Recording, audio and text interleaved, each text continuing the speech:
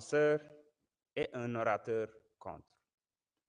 La parole est à notre collègue Abdoulaye Tall, président de la commission ad hoc.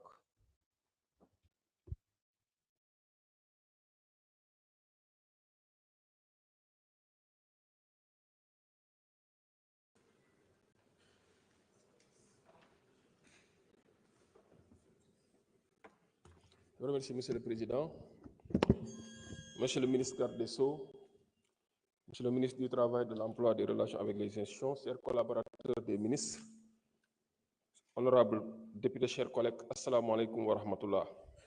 Monsieur le Président, vous me permettrez de faire une petite observation de forme sur le rapport à la page 5, 6e paragraphe.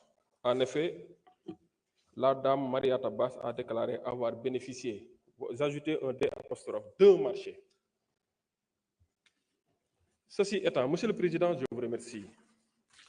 Nga may ma fàttali tuuti rek ñi fi teew ak ñi ñuy déglu à travers le pays et au niveau international. Monsieur le Président, dama bëgg a rappeler tuuti ne li waral exercice bi dafa am benn loi bu ñu voté en 2012. C'est la loi 2012-22 du 27 décembre 2012 portant code de transparence dans la gestion des finances publiques. Loi boobu moo may ñi nga xam ne ñoo jiite réew mi ñuy leeral di saytu li nga xam ne moom la askan wi natt jox leen ko tam war a delluwaat ci askan wi. Ma fàttali ni li nga xam ne moo ñu boole tey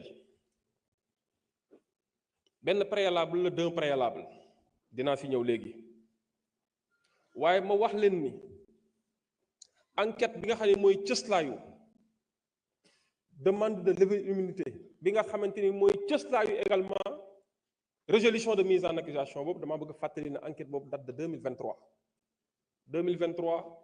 du législature bi moo fi nekkoon 2023 du autorité centrale yi ñoo fi nekkoon.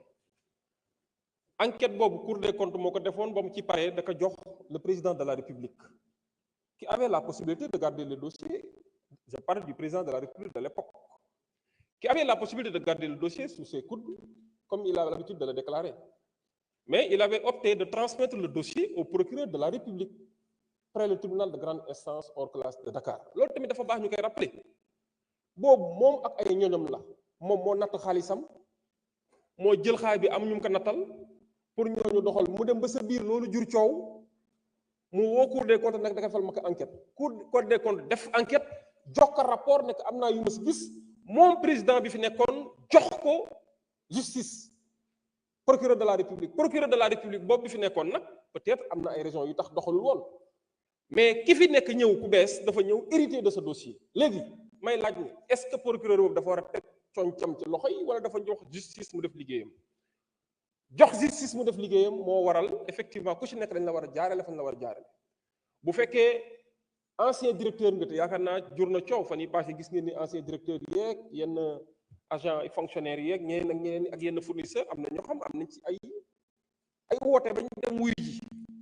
Gis ngeen également ne am na ay ñoo xamante ni ay ancien ministre lañu am na lim bu njëkk a ñëw muy juróomi ministre si juróomi ministre yooyu dafa am ñaar ñoo xam ay député nañ député yooyu nag dafa am obstacle ce que j'appelle le préalable d'un préalable c'est-à-dire quoi mënoo am ñaari 5 anciens ministres si ñaari 5 yi anciens ministres mu am ñaari député ngay da ngay dem procéder à la mise en résolution à la résolution de mise en accusation te jaarale woo fi nga ko war a jaarale maanaam lever d'abord l'immunité parlementaire parce que la mise en accusation est un acte de poursuite alors que sous règlement intérieur ak constitution moo ni aucun député ne peut être poursuivi ou arrêté kon avant ngay poursuivre quelqu'un il faut nga lever obstacle bi nga xam ne moo mën a bloquer les poursuites looloo tax ñu indi oote lii pour ñu saytu li nga xam ne mooy mbaraanu kiraay bi. Beneen bi mooy may saluer la collaboration du député concerné parce que comme à son habitude ba commission bi toogee dañoo ñëw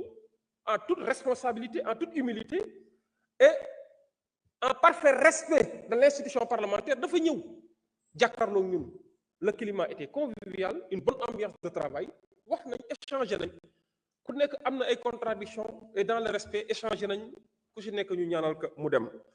Beneen bi mooy audition bi bañ ko defee def nañ ko wiñ ko war a defee may rappeler tamit le respect de la présomption d'innocence Assemblée nationale du àtte amul prétention boobu amul prérogative yooyu justice rek moo ko mën a def. Et la meilleure façon de rendre service à un collègue député dont son nom est cité dans une affaire pendante devant la justice, c'est de lever son immunité pour lui permettre de se laver à grande eau et de laver son honneur.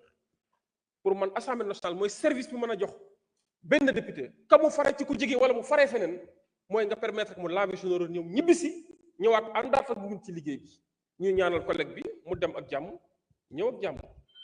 jërëjëf. Merci. ñu ngi jox kàddu gi suñu collègue Marie-Angélique Diouf en tant que rapporteur bu dee dafa am lu ñu ci bëgg a indi. C'est bon. Monsieur le ministre de la Justice, garde des Sceaux, vous avez la parole.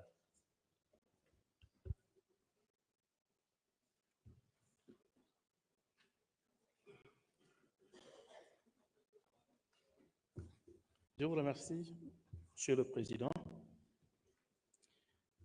Monsieur le Président de l'Assemblée nationale, Monsieur le ministre du Travail, de l'Emploi et des Relations avec les institutions, honorables députés, mes chers collègues.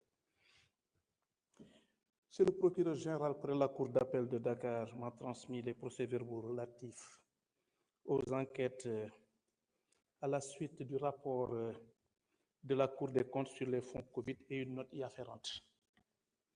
Il résulte donc de la dite gestion que le ministère du Développement industriel, des petites et moyennes industries a bénéficié d'un montant de 2,5 milliards pour l'acquisition de masques. L'enquête a également révélé que les dépenses d'acquisition ont été payées en espèces, ce qui ne permet pas de retracer les opérations de paiement.